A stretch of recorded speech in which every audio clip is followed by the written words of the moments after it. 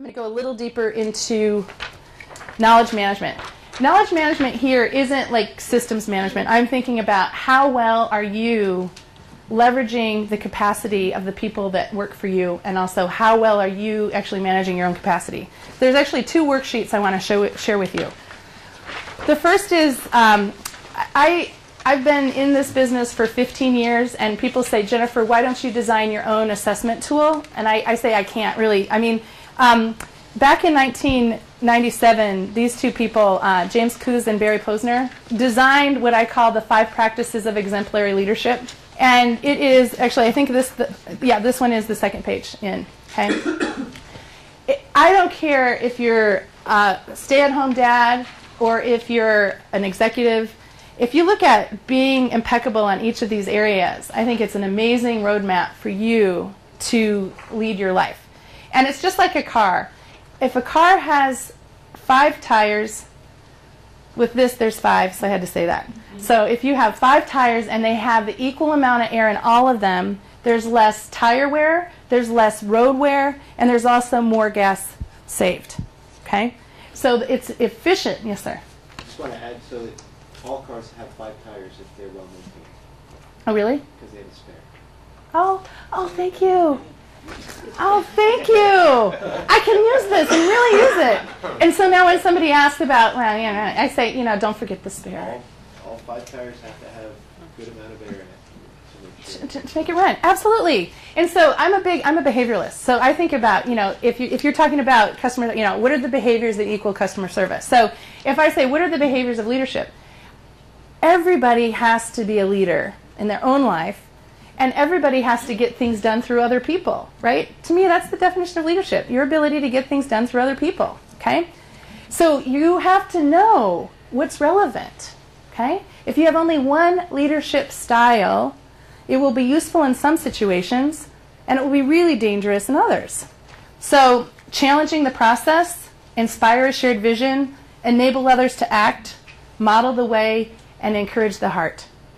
You have to have skill in all 5 of these areas. If you want to be employable, you just have to make sure that you have great experiences in each of these that you can articulate.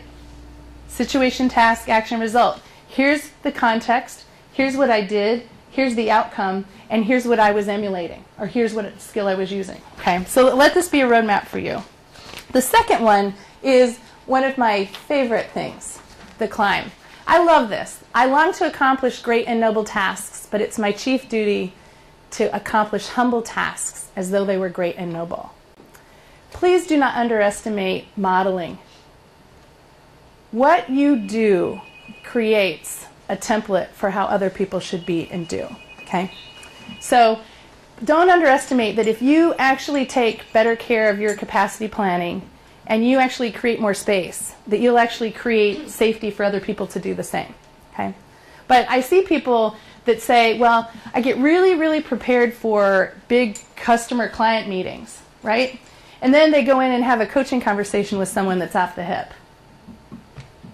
Don't do that. Every time you have an outcome where you want a conversation to create momentum, you should actually you should tap it out. I call it tap it out. Task, audience, purpose.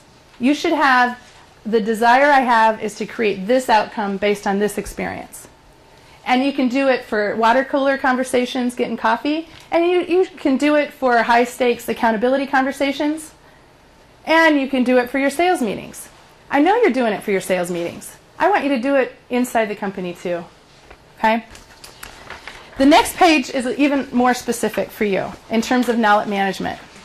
I started the presentation with a slide that says what you're working on will change and who you're working with will change.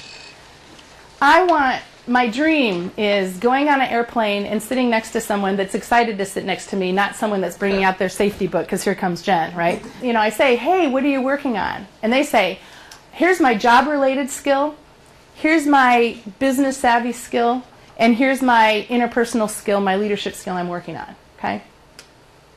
Everybody should have a skill they're perfecting that's related to their core business.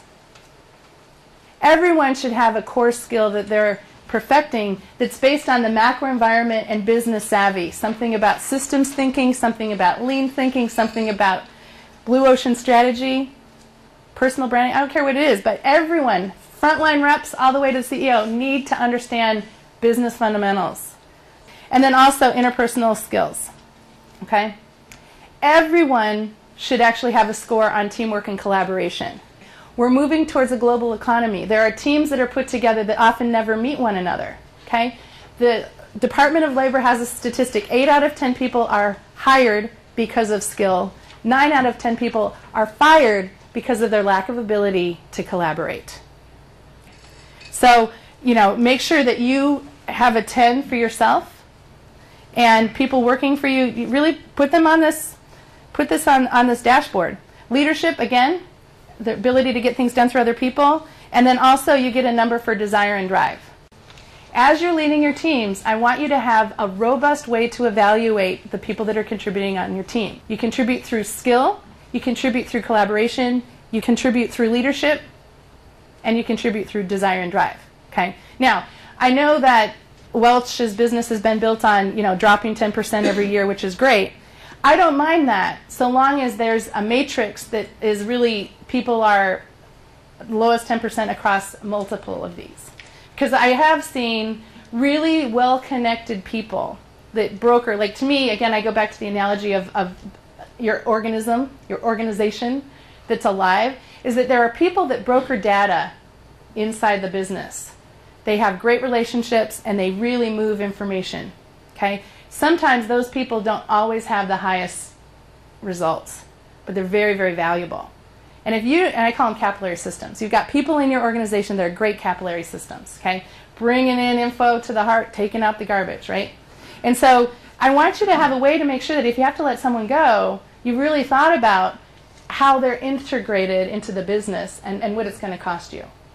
Do you have an evaluation process now that actually incorporates collaboration, teamwork, and leadership in it? Raise your hand if you say yes. How does your business do it, Sally? Well, when we're doing evaluation, it also comes from the employee side to evaluate where they feel that they are. We evaluate where we feel that they are, and then we meet in the middle because it's a great indicator if somebody thinks that they're awesome at collaboration and you think that diplomacy is nowhere near their expertise level, so then it becomes a coaching tool. Explain to me why you gave yourself this score. Here's where I think you are, now what can we do to build? So we do look at all of these pieces, not exactly how you have it here, but it helps to see how somebody views themselves. And in many ways they're a stronger critic, and in some ways I think we find that they think that they're really acing something when it's not how it's viewed. So what I hear is that you have their feedback as part of the 360 process, but are they measured on their leadership? Yes. Okay, that's great. And they're measured also on their collaboration and teamwork? And the other piece, and I don't know, is an external piece, we also measure on their community. Great. Great. Very important. How about you, Peter? Well, it's critical. I'm a firm believer of the teamwork approach, and when you're in a culture, everyone's capacity to bring something to the table is critical, and that is internal as well as external. So their relationships, external of the business as well as internal. And so, yeah, we talk about that quite a lot, actually. Who are we connecting with? The teamwork within. Because you can't move a ship if one of the oars is being dragged along. You need to stay on course, and the best way to do this is make sure everyone is aware of how to get there and how to use their assets in the culture in order to make that happen. Okay, fantastic. Yes. I wanted to make a comment. It's interesting, the organizations that say they value teamwork, but then set up a conflicting system such that teamwork is actually penalized. If it's you against the rest of the team members for some reward at the end of the day, you're actually better off if the rest of the team fails, but you do great.